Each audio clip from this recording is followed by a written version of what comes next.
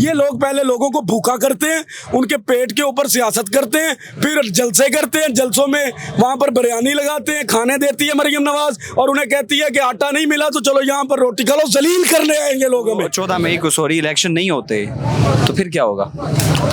تو پھر مرشد چوک سے ایک کمانڈو کا قافلہ نکلے گا اور اس ملک کے پاکستان کے ان مفاد پرست ٹولوں کا, ان ذات پرست ٹولوں کا جو ملک کا آئین تباہ کرنا چاہتے ہیں, ملک کے ساتھ کھلواڑ کر رہے ہیں اور ملک کو بیچنا چاہتے ہیں, ان کے خلاف مرشد چوک سے نکلنے والے کمانڈو اس کا پیار لے کر, اس کی دعا لے کر نکلیں گے, اور پھر ترکی بنانا پڑا بنائیں گے, سری لنکا بنانا پڑا بنائیں گے, لیکن اپنا حق اور اپنی حقیقی آزادی لیے بغیر انشاءاللہ تعالی یہاں سے واپس نہیں جائیں گے اور تخت پر عمران خان کو بٹھائیں گے.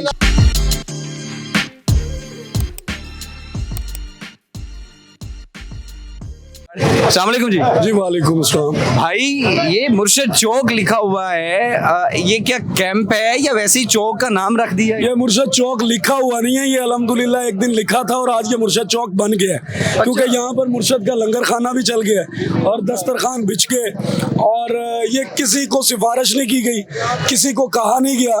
یہ ہم نے سب نے یہاں پر پاکستان کے مڈل کلاس طبقے سے جو لوگ آئے ہوئے ہیں, کوئی 2 ماہ سے, کوئی 3 ماہ سے, کوئی 2.5 ماہ سے, یہاں پر بے لوث ڈیوٹیز دے رہے ہیں, بے لوث محبت کر رہے ہیں, جانیں قربان کرنے کے لیے لوگ بیٹھے, ان سب نے مل کر یہاں پر ہم نے ایک مرشد چوک بنا دیا.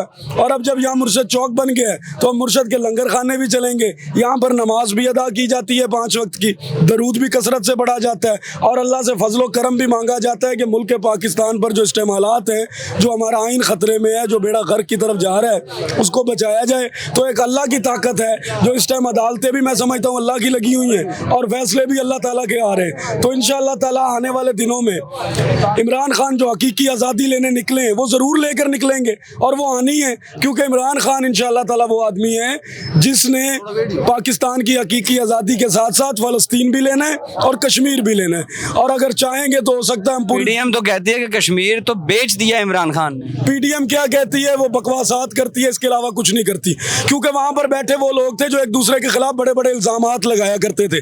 آج اگر وہ سب کچھ بھول گئے ہیں تو آپ کو سمجھ جانا چاہیے کہ وہ ہمیشہ ذات کی سیاست کرتے رہے ہیں, اپنے مفادات کی سیاست کرتے رہے ہیں. وہ بلاول جس کو وزیر اعظم بننے کی پڑی ہے, اس کو یہ نہیں پتا کہ اس اپنے باپ سے پوچھتا کہ میری ماں کا قاتل کون ہے, تم 5 سال صدر رہے ہو, تم میری ماں کے قاتل ڈھونڈنے نہیں لگے تو مجھے وزیر اعظم بنانے نکلے ہو. تو یہاں پر ان کو کرسیوں سے لالچ ہے نہ ماں. آپ نے بتایا ہے کہ والدہ کے قاتل کو نہیں پکڑا گیا, اسی طرح سابق وزیر اعظم اور پی ٹی آئی کے چیئرمین عمران خان پر بھی حملہ ہوا, اور اس کے بھی جو ملزمان ہیں ان پر بھی کوئی خاطر خواہ کارروائی نہیں ہوئی. گورنمنٹ بھی پی ٹی آئی, وہ تو جنہوں نے مروایا ہے وہی وہاں پر انویسٹیگیشن کر رہے ہیں. نہیں, وزیر اعلیٰ تو پی ٹی آئی کا تھا. کون وزیر اعلیٰ پی ٹی آئی کا تھا؟ چودھری پرویز الہی. تو گولی پرویز الہی نے مروائی ہے. نہیں, انویسٹیگیشن میں عام کردار تو ہو سکتا تھا نا. کردار کیسے ہو سکتا تھا؟ یہ حکومتیں اس دن سے ختم ہو گئی تھی ساری. جس رات کو رجیم چینج آیا تھا, میں آپ کو بتاتا ہوں, جس رات کو رجیم چینج آیا تھا, آپ کے محترم بڑے بہت عزیز باجوہ صاحب نے جب امریکہ کے ساتھ ڈالر لے کے ڈیل کی تھی اور ان تمام مفاد پرست ٹولوں کو اکٹھا کر کے بٹھا کر اس ملک کے پاکستان کے اوپر مسلط کر دیا تھا, اس دن قانون بھی ختم ہو گئے تھے, آئین بھی ختم ہو گیا تھا, اور جمہوریت بھی ختم ہو گئی تھی. یہ جو لوگ بیٹھے ہیں یہ اس دن سے قابض ہے, اور یہ ملک پاکستان کو اس ٹائم 2-2.5 کنال کا پلاٹ سمجھ کر بیٹھے ہیں. لیکن جہاں پر جو رہنے والے 23-24 کروڑ عوام ہے اس نے فیصلہ کر لیا, کیونکہ یہ ہجوم ہوا کرتا تھا جس کو میرے مرشد نے قوم میں تبدیل کر دیا, اور اب یہ ایک پرچم کے نیچے سب ایک ہے. اور انشاءاللہ تعالیٰ جو 23 کروڑ 24 کروڑ عوام کا فیصلہ ہوگا وہی ملک کی ریاست کا فیصلہ ہوگا انشاءاللہ. تو کیا 14 اپریل کو الیکشن ہوتے نظر آ رہے ہیں تاحال جو پوزیشن ہے؟ سر دیکھیں, حالات تو پاکستان میں ہمیشہ اس طرح کے پیدا کر دیے گئے ہیں کہ پاکستان کی بدحالی کی طرف لے کر جایا جا چکے.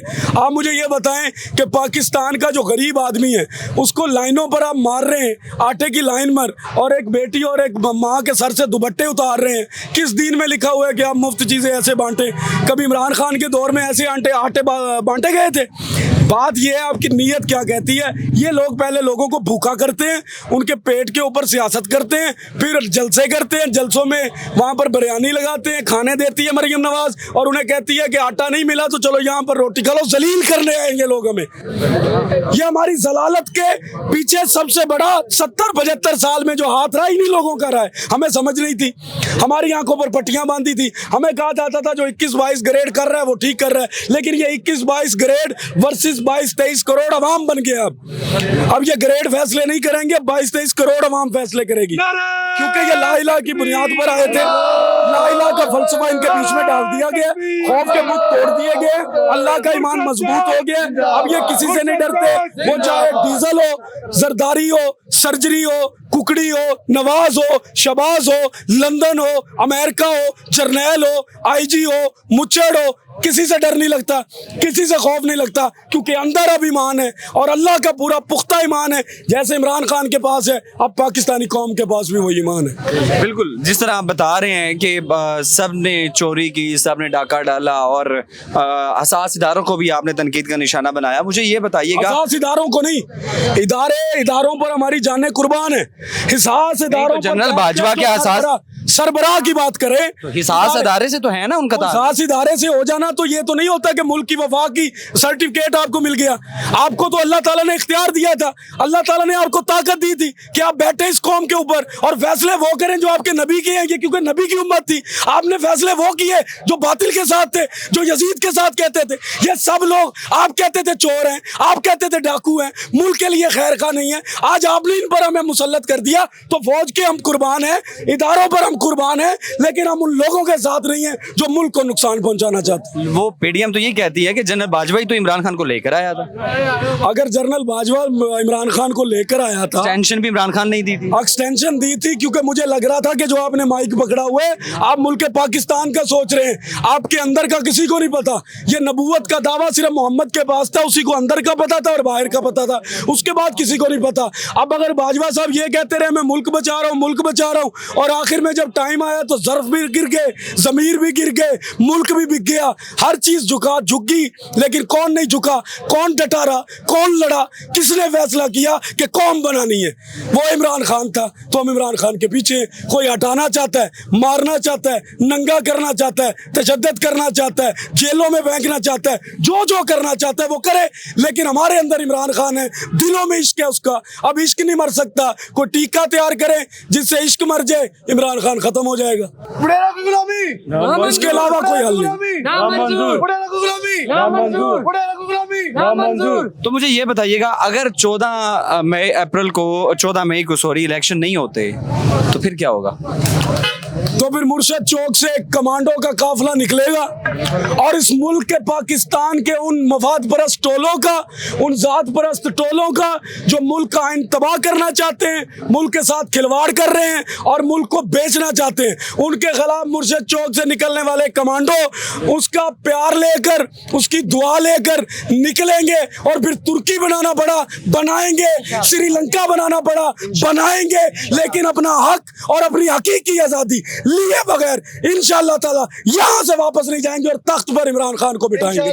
नाज़रीन, इस वक्त मैं मौजूद था मुर्शद चौक के नाम से, इस चौक का नाम रख दिया गया है मुर्शद चौक, और यहाँ पर जो है पीटीआई के कारकुनान का जोशो जज्बा आपने देखा कि किस तरह जो है आज यहाँ पर नारे लगाए जा रहे हैं। और इसके बाद जो है यहाँ पर जो है बिल्कुल बोर्ड भी, सबसे बड़ी चीज ये है कि ना सिर्फ बाय नेम जो है वो किया गया, बल्कि एक चौक का बोर्ड भी लगा दिया गया है, मुर्शद चौक इमरान अहमद खान गाजी के नाम से जो है, खान के मुरीद यहाँ पर बैठे हुए हैं। और बिल्कुल ये यहाँ पर जो है कालीन बिछे हुए हैं, यहाँ पर लोग बैठते हैं, इबादत करते हैं, नमाज पढ़ते हैं, और इस चौक का नाम जो है मुर्शद चौक रख दिया गया है। कारकुनों की गुफ्तगू आपने मुलाहिजा किया। आपसे दोबारा मुलाकात होगी अगली वीडियो में। अल्लाह निगहबान।